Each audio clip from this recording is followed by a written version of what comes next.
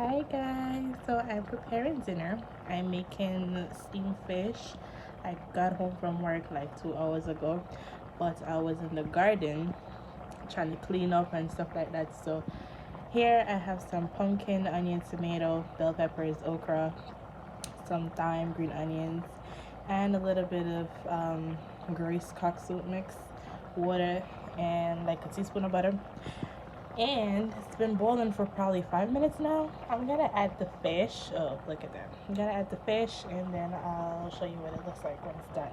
So I have 3 red snapper right here, all cleaned and nice. I put some slits on the side, and I have some salt, black pepper, some crushed allspice, which is pimento, and a little bit of um, seasoning, powdered seasoning, and we're gonna add this to the pot.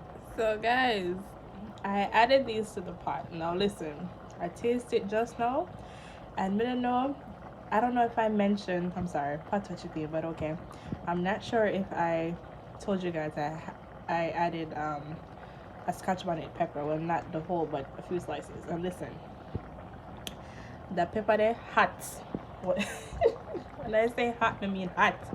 So anyways, I'm gonna cover this up and I'm gonna let it steam for 15 minutes, and then we're gonna add some crackers to it, which is water crackers, the Jamaican kind, and then we're gonna eat.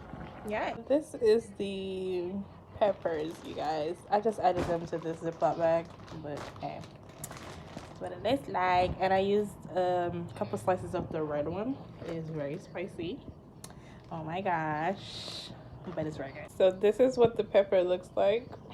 So them see there, that's where the heat is, super hot. But listen, the Jamaican in me won't let me be great. I'm gonna add some of the seeds to the pot and make it more spicy. I mean, fish needs spice, so there we go. So this is the crackers we're gonna be adding, and it's about the time.